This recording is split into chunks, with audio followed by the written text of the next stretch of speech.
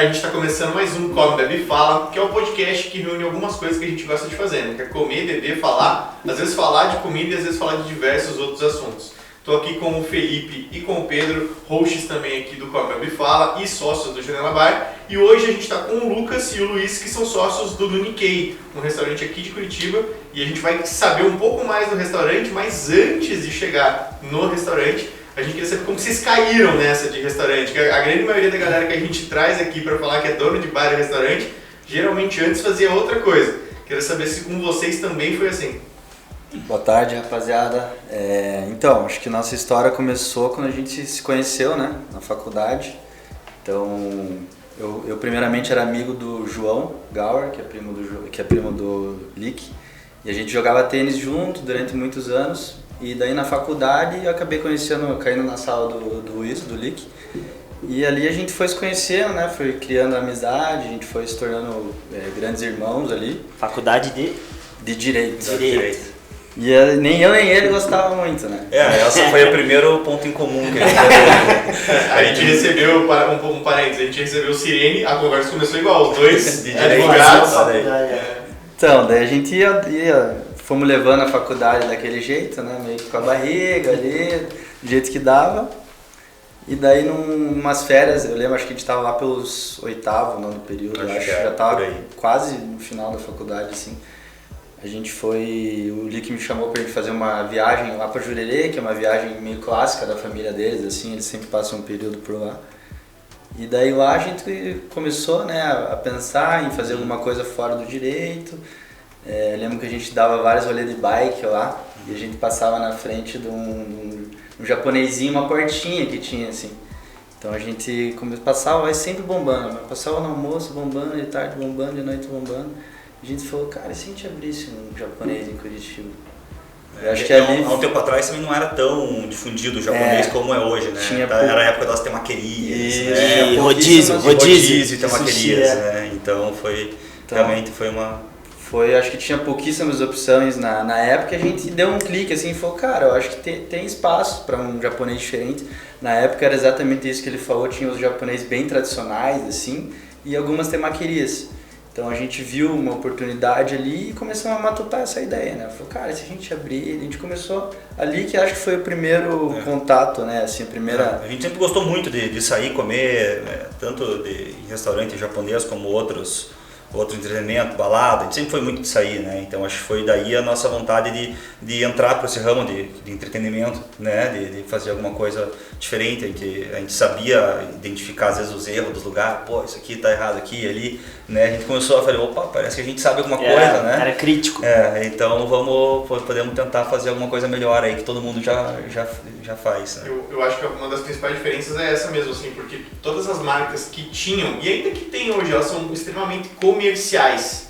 Tipo, é aquela marca que é muito de tipo, vamos vender esse produto aqui, é isso, fechado, e não tem muito conceito. Claro. E eu vejo que de vocês não, de vocês já vem com essa culinária, mas não dessa forma embrulhada num pacote muito comercial. Realmente foi um dos primeiros, né, que veio, se não o primeiro. Por exemplo, assim, a culinária de Nikkei, acho que depois vamos falar até um pouco mais sobre ela, né, a gente ainda é o único, digamos, dessa culinária em Curitiba, né, já apareceu alguns pratos em alguns restaurantes que envolvem alguma coisa, mas realmente quando a gente conheceu em São Paulo a culinária, a gente já viu que era uma coisa realmente a mais diferente. Daí vocês foram para São Paulo para buscar referência. Então, na verdade foi da seguinte forma, né? A gente, depois dessa viagem, acho que o meu pai motivou muito a gente, porque a gente tinha só a ideia, né? Faltava o patrocínio, faltava algumas coisas a mais. Né? Todo o resto, né? Todo o resto. E aí ele conversou com meu pai e ele falou que podia ajudar de certa forma, né? Conversando com a mãe do Lucas, ela também podia ajudar de certa forma, a gente foi realmente se encorajando a iniciar.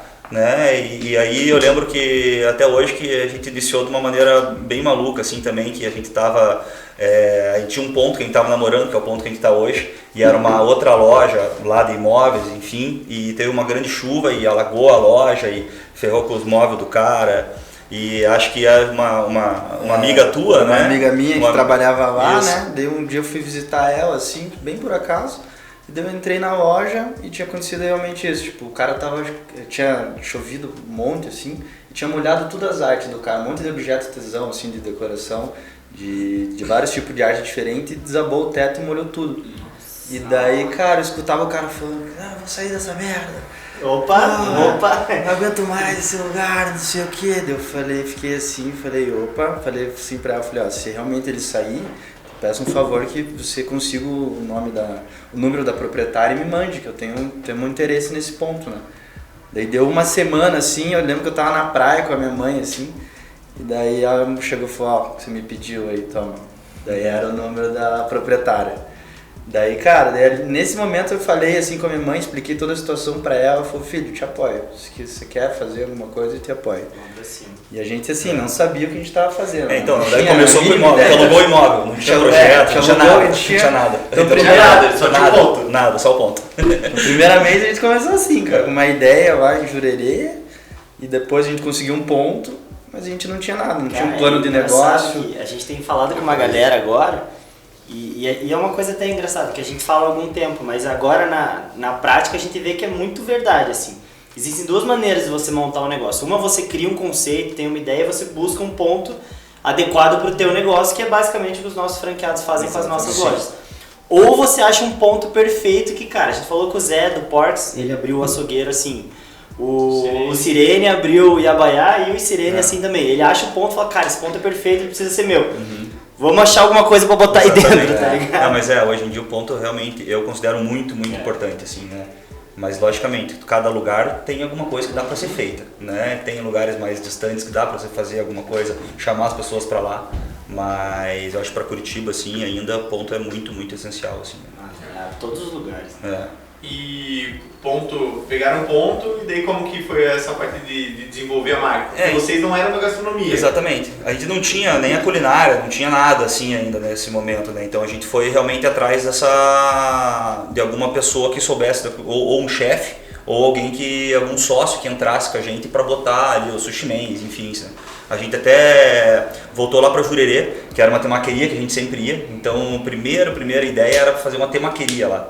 E a gente conversou com o cara, não foi muito pra frente a conversa, ele também acho que não acreditou muito, e a gente já tava meio que andando a obra ali, né? Já tava fazendo pelo menos a parte de infra, de cozinha, assim, já tava colocando alguma coisa. Pra você ter uma noção, cara, a gente ia chamar um cara totalmente estranho, numa temaqueirinha em Jurerê pra ser nosso sócio aqui. Então assim, a gente não fazia ideia que a gente tava fazendo, tá ligado? Sim. Essa era a realidade, a gente era dois moleques de 23. Exatamente, isso aí pesou anos, muito, né? Também, né? A gente tinha 22, acho que quando começou, né? Quando começou o projeto, então a gente realmente não sabia porra nenhuma de nada, né? Então a gente foi aprendendo também, acho que muito, como vocês falaram, na prática ali, né? Tomando porrada na cabeça, né? Acho que isso que também ajuda a fortalecer a gente de como a gente é hoje, né? Mas daí vocês encontraram alguém? Então, daí olha só como foi a história. A gente conversou com esse cara e esse cara não deu boa conversa, não andou. E aí acho que o Lucas mandou por Facebook, cara, pro chefe hoje, que é o nosso chefe atual, que é o Carlos Alata, ele é peruano, ele é chefe executivo do Osaka, que é um dos maiores restaurantes aí do mundo, né? Tem em todas as capitais, Miami, Dubai, tem tudo que é lugar, é sempre muito prestigiado aí pela culinária Nikkei, né? E ele era chefe executivo do Osaka lá, fazia acho que já uns 5, 6 anos, assim, Osaka, né? São Paulo. Osaka, São Paulo. Ele mandou por Facebook e ele respondeu, assim, numa boa, e a gente falou, vamos marcar uma conversa, né? E aí a gente se mandou lá pra São Paulo no final de semana, cara, né? Só 2 piá, uma mochila, um sonho ali, e sentamos com ele para conversar e explicamos, assim, sabe? Sem projeto ainda, né? Isso que eu achei mais impressionante, que a gente não tinha, não pegamos um notebook na frente dele e mostramos números, nada, né? A gente, na verdade, inicialmente pediu uma consultoria para ele, né? Falando assim, a gente precisa que alguém monte, treine a equipe e ajude a gente nisso. E ele demorou um pouco e deu o sinal de positivo, e aí sim a gente começou, né? Logicamente, desse dia que a gente conversou com ele até ele fazer o treinamento, demorou aí alguns meses que a gente sofreu na obra também por não ter experiência, né? Foi quase um ano de obra. Quase um ano de obra. Era pra ser uns 3, 4 meses. Assim, tortura, né? Um ano de obra é tortura. É tortura. E daí, cara, os caras viam que era 2 moleques. Daí, cara, vamos estender mais uma semana, né? Enrolava a gente pagava os caras bobinho, pagava os caras por semana de trabalho. os caras iam enrolando. Chegou uma hora que não dava, mas chegou uma hora que a gente caiu na real, falou, não, cara, tá louco, chega desses caras, daí passamos pra outro, né, daí conseguimos finalizar a obra. E desde o momento que ele aceitou vir pra cá e tal, vocês viram que o resultado melhorou já de cara, assim, quando ele veio, ou não sei se melhorou depois também? Cara, foi muito nítido, assim, talvez é porque a gente também não tinha lidado com profissionais tão capacitados, mas pela experiência dele e até por ele ser peruano, não sei se vocês conhecem um pouco, lá no Peru eles tratam a gastronomia de uma forma bem diferente, assim, é uma coisa levada muito a sério, uma faculdade de 5, 6 anos às vezes, né? Caramba. Você tem que trabalhar no mínimo 10 anos para você ser considerado um cozinheiro, né? Às vezes ele vê, e isso foi um embate muito grande quando ele vem para o Brasil, porque daí você vê uma pessoa que formou às vezes em 2 anos de alguns cursos aí e fala, sou chefe. Ele fica maluco com isso, né? Ele fica maluco, eu já escutei ele dando uns esculachos assim, mas botando as pessoas no lugar, se ela realmente quiser esse ramo, que ela percorra de fato, né? Mas foi nítido, assim, tanto a parte de organização de cozinha, quanto a parte humana que também existe na cozinha, porque tem uma pressão muito grande, né, dentro, então você tem que ter uma parte de psicólogo ali, chegar ali um momento, conversar, então ele faz isso com maestria, assim, é uma coisa, até hoje a gente fica, né, surpreso assim, com essa habilidade que ele tem. Então, isso realmente aliviou um pouco para o nosso lado, que a gente às vezes fazia essa parte de psicólogo, para a gente poder pensar no futuro da empresa, em coisas realmente importantes, né? Então, acho que foi assim, realmente uma virada de chave inacreditável, assim, sabe? Isso faz quanto tempo que ele veio? Quase 2 anos, né? 2 anos fez agora. 2 anos. E o que é a culinária Nikkei? Bom, a culinária Nikkei, cara, acho que ela iniciou quando foi os japoneses, né? Vieram do Japão e desembarcaram no Peru. Então, acho que esse foi o primeiro início ali da culinária japonesa, da culinária Nikkei. Então, daí os japoneses, nada mais eu acho que a culinária japonesa utilizando ingredientes peruanos. Né? Então, acho que esse é o início, na verdade, né? Ela foi se desenvolvendo ali, mistura de técnicas peruanas com japonesas, mas acho que o princípio da ideia, para ser entendido, eu acho que é isso. Né? Os japoneses tentando fazer a culinária deles com um pouco de ingredientes peruanos, né? Técnicas. Daí misturou técnicas peruanas, daí virou essa fusão, né? Que é uma fusão de fato das duas culinárias, né? Da peruana e da japonesa. E por ser uma coisa nova na cidade, vocês sentiram uma resistência? A gente estava falando, por exemplo, com o pessoal do Sirene, que o Fish and Chips, ou até o Iabaiá, que trouxeram uma culinária que não era tão comum para rua, e daí tem uma resistência. Vocês acharam que tipo, demorou para o público entender? Chegava uma galera só querendo Filadélfia, exatamente. Com certeza, né? No início ainda, como a gente já falado anteriormente ali, quando a gente chegou, ainda tinha muita temaqueria, não tinha tantas coisas mais contemporâneas, diferentes, assim. Então, houve uma certa resistência de algumas pessoas, assim, mas a culinária em si, ela é uma culinária que faz muito sentido. Ela não é simplesmente os peixes com uns molhos malucos, não. Ela realmente é pensada, assim, né? Com os toques de pimenta peruana, amarela peruana, os toques de pimenta panca peruana, né? Vai com tal peixe, com polvo, então ela faz muito sentido, assim. Então quando você experimenta, ela acaba que realmente faz sentido. Faz a pessoa entender melhor ela, né? Então a gente teve uma certa resistência, mas acho que foi nos primeiro um ano e meio, 2, assim, né?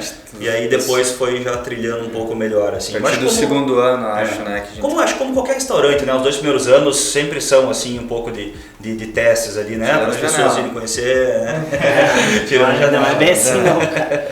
E como foi o desafio pandemia ali para vocês? E se na verdade foi mais vantajoso ou não? Como é que...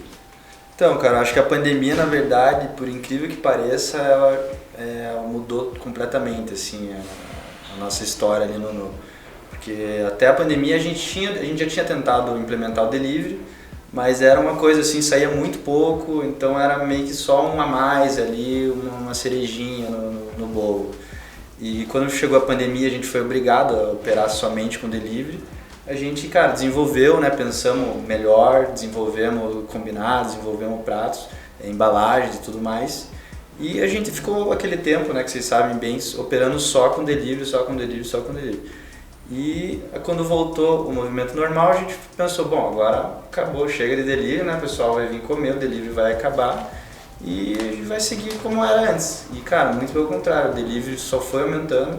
Então a gente teve o movimento do salão voltando ao normal e o delivery aumentando numa guinada. Então, cara, foi aí que virou a chave pra gente, assim, a gente começou a ver realmente ali lucro, né? Porque antes a gente batalhava muito, não sobrava muito dinheiro ali no final do mês. Então, depois da pandemia, cara, deu essa virada de chave no delivery, foi assim, uma outra era pra gente, assim, foi até por conta disso que a gente conseguiu trazer o chefe, né? Conseguiu dar uma proposta melhor pra ele. Então, por incrível que pareça, a pandemia nos salvou ali, né? Uma herança boa da pandemia realmente essa parte do chefe e a da parte do delivery. Mas assim, você tem que tirar lições dos problemas que acontecem. Com certeza. No nosso caso foi a franqueadora. A gente tinha tempo para pensar, bar fechado, a gente desesperado, ocioso pra caramba. Falou, cara, como que a gente pode fazer o nosso negócio ser duradouro? Porque bar pode ser que ele morra daqui a pouco, como 90% dos bares de Curitiba. Sim. E daí veio a ideia da franquia, a gente foi desenvolvendo com tempo para pensar e tal, e a gente tirou a franqueadora da pandemia, assim. Mas a história do delivery é engraçado, assim, porque o japonês tem valor agregado, né? A cozinha japonesa. Se consegue entregar esse... Porque, cara, eu vejo... Ainda não fui, cara, tem que ir. Mas eu vejo as fotos dos pratos, a entrega, a experiência é muito legal lá. E dá pra entregar, vocês conseguem entregar isso no delivery ou é diferente? Não tem como comparar, isso tem que ser bem claro, assim, né? Então, às vezes as pessoas realmente acham que vai ser igual ao salão, nunca é. O peixe nunca é tão fresco quanto cortado na hora e servido em segundos para você, né? Então, a gente tenta fazer realmente o possível. Alguns pratos a gente não faz no delivery por causa de que perde a qualidade. Então, a gente se adaptou da melhor maneira possível. Até hoje ainda estamos se adaptando, né? O delivery ainda está ensinando muito pra gente. Era uma operação muito... completamente diferente, muito nova. A gente ainda toma uns tombos, uns xingão aí. Mas eu acho que a gente já melhorou muito do que a gente era, assim. E é uma coisa que a gente viu que, acho que o mundo moderno aí, né? Até a senhorinha na pandemia, ela teve que se virar, pedir comida de alguma forma. Sim. Então esse mundo aumentou muito aí, né? E eu acho que dá pra ver até muitas marcas aí expandindo pra esse lado, assim. E nesse caminho, assim, desses anos que vocês estão, o que mudou muito, assim? Tipo, o que vocês não tinham e começaram a ter agora? Isso é uma coisa que a gente... Tirando o delivery. Tirando o delivery. No cardápio mesmo, ou sei lá, drink, ou alguma coisa diferente no cardápio que, não tinha, vocês aprenderam e mudaram. Só porque a gente gosta de entender esse processo de adaptação. Até mesmo porque, às vezes no começo a galera não entende a culinária, daí você tem que nem o Sirene abrasileirou o tempero do fish and chips. Daí eles falam que é o Brazilian fish and chips, pra cair no gosto do brasileiro. Teve que rolar algumas coisas assim também, adaptações? Olha, a gente fez algumas adaptações sim, no sentido da culinária japonesa contemporânea. Então a gente, além da culinária Nikkei, a gente trabalha com algumas coisas assim que talvez não precisaria, mas a gente vê que muitas pessoas gostam, tava na moda, digamos assim, né? Aquelas coisas de trufa, foie gras. Então é umas coisas que a gente realmente optou por colocar, por a gente saber que tinha um público ali que ia para isso também, né? Outra coisa que mudou muito foi o próprio restaurante de forma física, né? A gente começou, acho que o Lipe lembra, né? Demorou um ano para abrir. Demorou um ano para abrir e chegou uma hora que a gente falou, vamos ter que abrir dessa forma, foda-se, né? E assim, faltava muita coisa, decoração, e a gente conseguiu ir fazendo com os anos. A área externa hoje, que é uma área muito procurada, lá a gente conseguiu fazer também, acho que depois de 2-3 anos talvez, né? E também tudo isso com certeza já ajudava, impulsionava um pouquinho a mais ali para ganhar esse mercado, ganhar marca, agregando, né? Vai agregando valor, assim, né? O fator novidade, né? Eu acho que é bem importante. A gente também, praticamente anualmente, a gente pensa alguma grande mudança que a gente tem que fazer, seja no físico ou na experiência ou no cardápio, para conseguir inovar, porque eu acho que se você não faz isso, cara, você acaba. O nosso ramo, se não está se movimentando, você está morrendo, né? Você não está indo para frente, não, tô tranquilo onde eu tô, você tá morrendo, na verdade, né? Então, acho que tem que realmente trazer novidades, os clientes que vão sempre querem novidades, às vezes você acaba pegando clientes novos, né? Então agora para o chefe foi uma das coisas que melhorou muito isso aí, também essa logística, né? Antes a gente tinha que chamar ele de São Paulo ou do Chile para ir lá, então agora a gente tem ele ali com a gente, ele consegue lançar algumas coisas novas, né? Então a gente já está Já estamos com uma alteração de cardápio aí, acho que para fevereiro mais ou menos, então também bastante coisa bacana. E assim nós vamos levando, né? Cara, deixa eu perguntar uma coisa que desde o começo vocês deram bastante importância em coquetelaria. Que eu lembro, vocês trouxeram, não lembro se começou já com o Gabriel, com o Gabriel. E, um cara super, Claro. hoje em dia tá mais renomado do que quando ele era de vocês lá. Mas até hoje ela ainda é muito importante, assim, a coquetelaria no restaurante de vocês, ela ainda é representativa? Ela representa bastante, a gente acha que pro nosso conceito ali, ela faz total sentido, né? Ela adiciona uma experiência ali, cara, torna a experiência ainda mais incrível, né? Então a gente sempre fala isso até nos nossos posts, a gente não vende só um jantar, a gente sempre quer vender uma experiência, né? Tanto quando você chega lá, a luz é um pouco mais baixa, o som é um pouco mais alto, né? Os pratos não são padrões, digamos assim. Você não vai lá e come uma entrada, um prato principal, uma sobremesa. Não, você vai lá e come às vezes 4 entradas, divide um prato principal, come uma sobremesa. Então a gente pega bem forte nessa parte da experiência de não ser realmente um restaurante convencional. Sim. Né? Eu acho que a gente sempre tentou bater bem forte nessa tecla com as inovações, com a parte de coquetelaria adiciona muito isso aí. Sem contar né? na margem. Exatamente, a margem também muito Não dá pra importante. esquecer. É excelente, você sabe muito muito bem. importante. Mas a coquetelaria a gente também gosta muito, então é uma coisa que ajuda, né? A gente, quando eu saio, eu prefiro tomar às vezes um coquetel do que um vinho. Então acho que isso ajuda a gente a ter uma visão diferente da coisa, de saber, não, esse aqui não tá legal, esse ali tá, vamos pegar um parecido com esse. E vocês são o seu público. Praticamente, né? A gente já foi mais, vou te falar que a gente já foi mais. A história se repete pra todos os A gente já foi muito mais, Cansa, né? mas com certeza, quando a gente foi criando a marca, foi pensando também muito na gente, né? No que a gente idealizava como um restaurante que a gente gostaria de ter em Curitiba, que não tinha, né? Então esse lance que eu falei agora, das luzes um pouco mais baixo, o som mais alto, a gente não encontrava aqui. E a gente ia para São Paulo e, tinha vários restaurantes que a gente falava, cara, olha isso aqui, que irado, como é que não tem em Curitiba isso? Né? Então... eu acho que toda ideias parte de um problema comum, né? Tipo, era o problema de vocês não ter um negócio e vocês queriam ir frequentar um lugar assim e criou. Só que daí uma coisa que a gente está vendo agora e colocando praticamente para todo mundo é isso, assim, que quanto mais você está dentro, menos às vezes você é o seu público. E daí você tem que estar sempre se atualizando para conseguir entender se o público que vai lá, o que ele está consumindo. A gente aqui, volta e meia, a gente pergunta pra galera que é mais nova, que agora é o nosso público, né? Principalmente aqui no escritório, a gente tem muita gente mais nova, né? É isso, a gente tá fazendo certo? Principalmente em comunicação, né, cara? Porque, o TikTok tá aí pra provar isso pra gente, né? Assim, a gente tá ficando velho, cara. Então, ainda bem que eu gostava ainda mais antenado com essas coisas, assim, porque tem que trazer essas novidades, tem que atingir o seu público, e o nosso principalmente, que é muito jovem. Cara, se a gente não entender o que eles estão querendo de música, de comunicação, de tudo, assim, de experiência, a gente vai morrer, né, cara? Porque quem vai ficando mais velho sai com menos frequência, assim, então... Eu concordo totalmente com o que você falou, né? Então eu acho que tem que realmente ficar se atualizando e a gente, uma hora, tem que sair, às vezes, do próprio negócio para dar uma olhada, ver o que está acontecendo. Sim. É engraçado que no início, quando a gente estava montando o Nu ainda, a nossa primeira ideia era fazer, ir até as 2, 3 da manhã, colocar DJ, não sei o quê.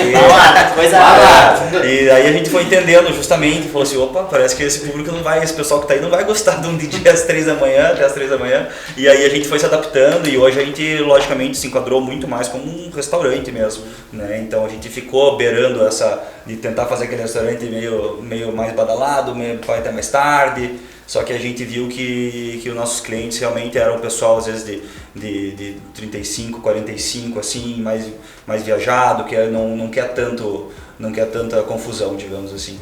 E falando de aprendizado, vocês tiveram uma história, a gente também passou isso do outro lado, a gente teve algumas marcas aí que usam o nome Janela ou tentaram usar e a gente teve que acabar entrando contra e vocês acabaram do outro lado, vocês criaram a marca e daí, na verdade, mais pra frente tiveram que mudar por conta de uma marca que já existia. Como que foi esse processo, hein?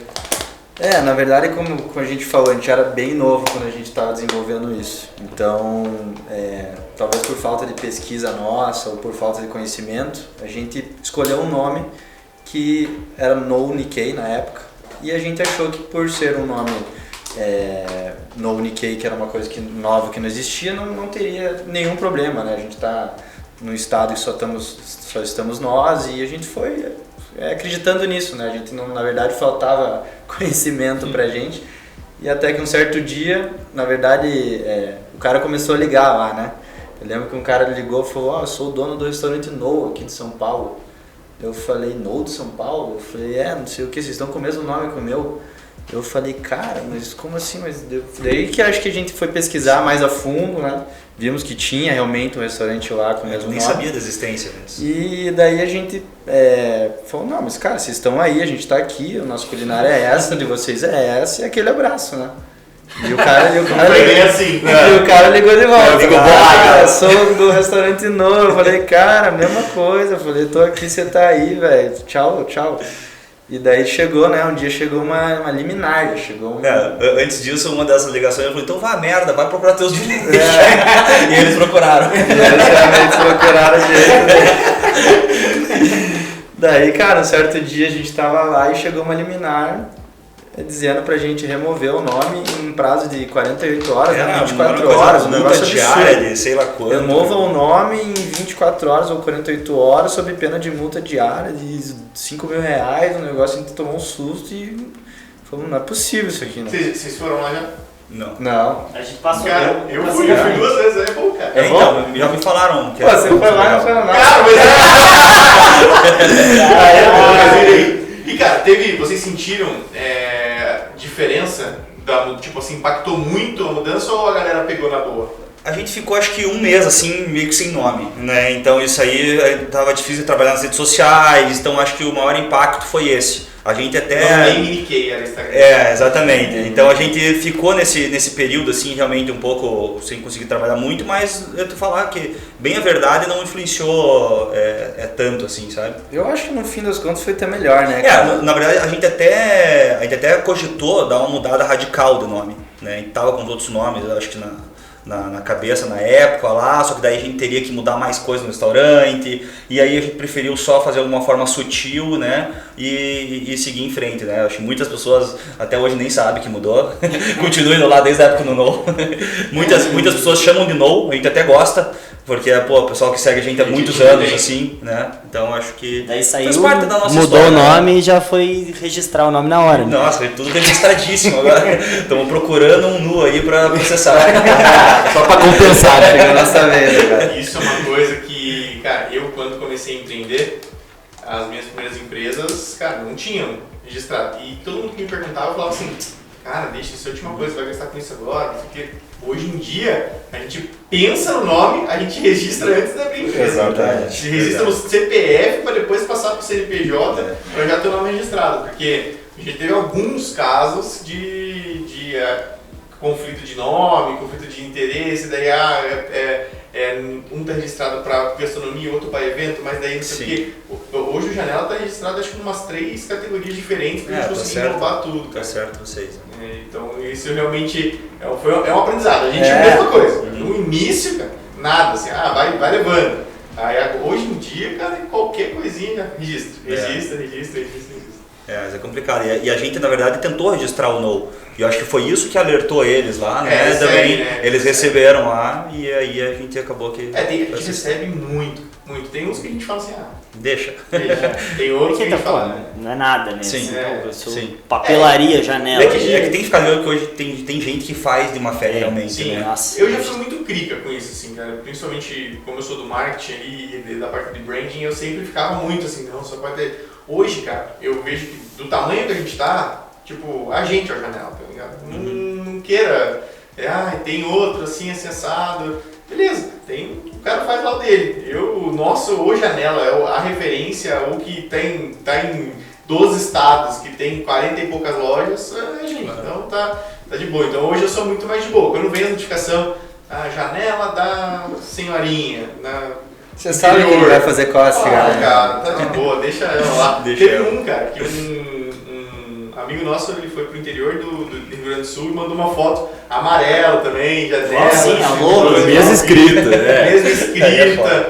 Daí eu falei, cara, vou mandar mensagem lá pro seu João, que tá lá vendendo o litrão dele. Não vai nem entender o que você tá falando, Cara, muitas deixa, vezes. no dia que ele quiser fazer alguma coisa, só um aqui em Curitiba que eu liguei.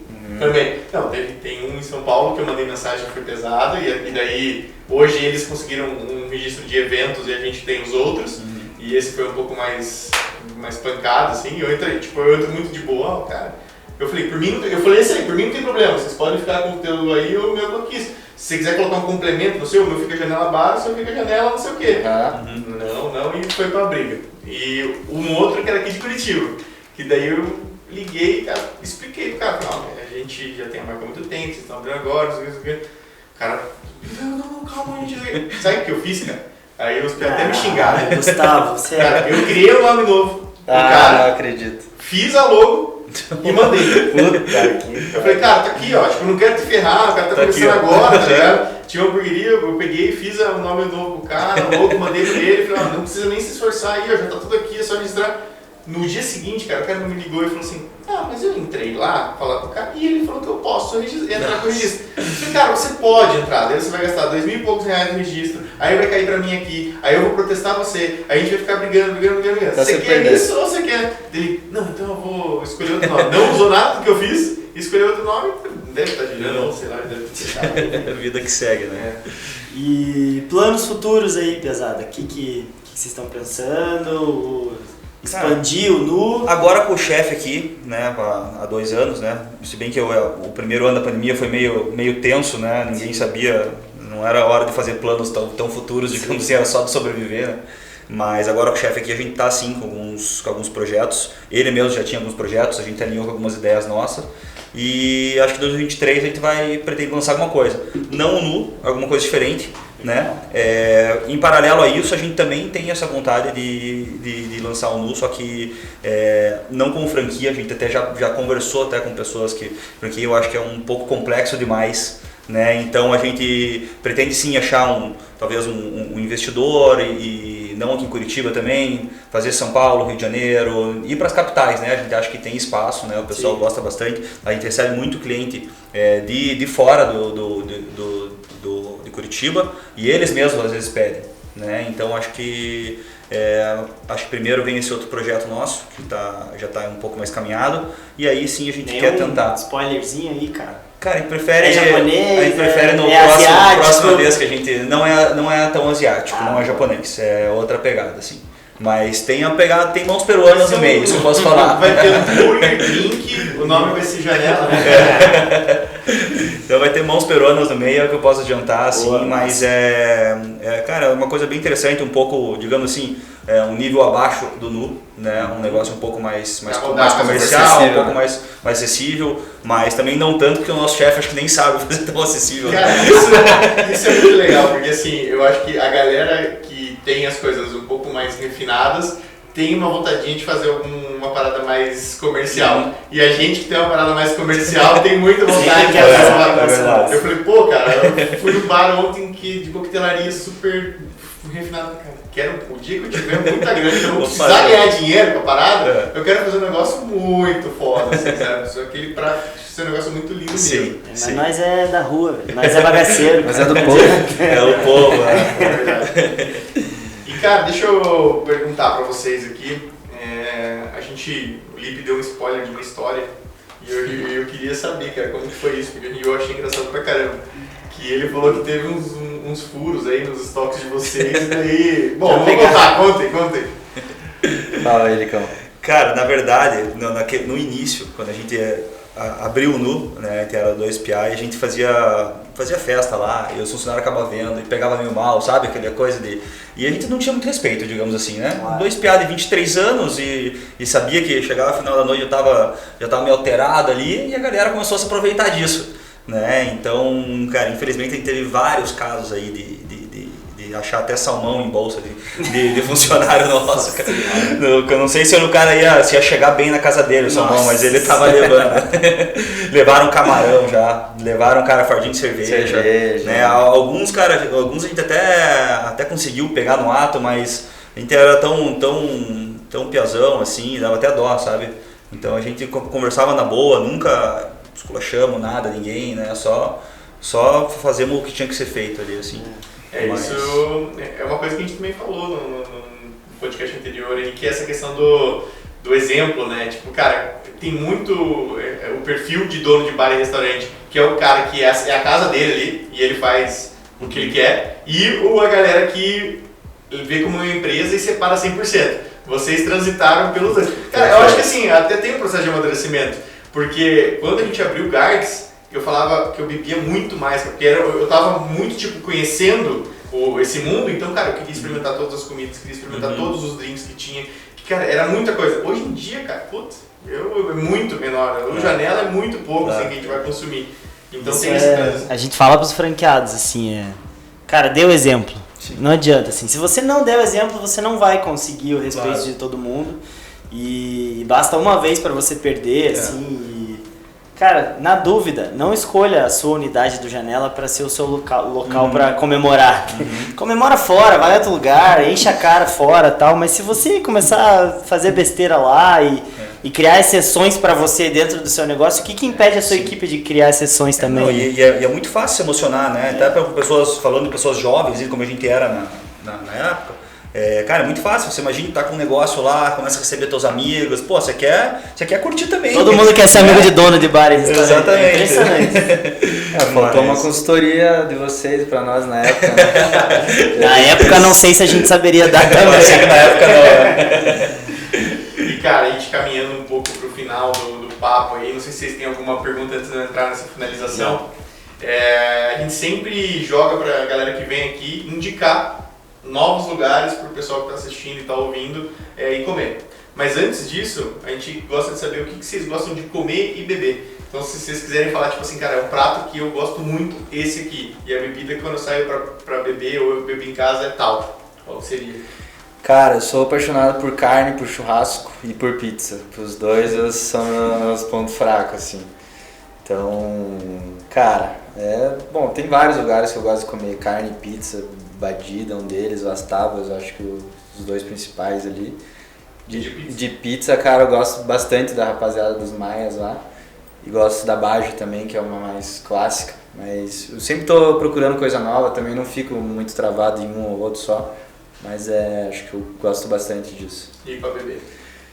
Pra beber, cara, eu sou dos drinks, né? Eu sou bem dos drinks também. Gosto de coquetelaria clássica, um Negronizão ali, acho que vai bem sempre. E tô sempre também tentando procurar lugares novos, gosto do Ginger, gosto muito do Astrolábio lá, que é onde o Gabriel faz os drinks. Acho que na minha opinião, talvez os drinks mais gostosos ali que eu tomei ultimamente foi no Astrolábio lá com o Gabriel. Cara, isso é engraçado, eu vi um meme esses dias de o pack do Millennial, né? Que eu acho que todos nós somos millennials aqui, né? E daí a geração Z deu outra pegada agora, mais nova. O pack dos millennials tá lá, Negroni, tipo, é o drink. E eu achei que seria uma gin tônica, mas não, cara, tipo, o Negroni ele tá muito hypado. Tá. A galera tá. Eu também, A tatuagem de Negroni. Nunca vai sair da moda. É bom que eu posso fingir que é qualquer outra coisa, né? Eu falo, não, o Boulevardier, não é o Negroni, né? Posso falar qualquer um. E você? Cara, pra mim, na horas livres, digamos, eu vou na carne também. Pra mim, Badida e Las Tábuas também é o lugares que eu mais peço em casa, frequento, né? E pra tomar um whisky sour, né? Pedrona grande de gelo, não muito doce ali, ou um old fashion de rum. Também vai muito bem. Legal, você com charutinho, hein? Até ser, charuto ainda já saliva. Pra quem não conhece, a gente é parceiro de charuto de anos aí. Legal você ter falado dessa pedrona grande de gelo, porque no TikTok, essa nova geração tá tendo esse contato com essas pedras grandes de gelo agora. Chocados. E tá gerando tipo uma comoção, assim.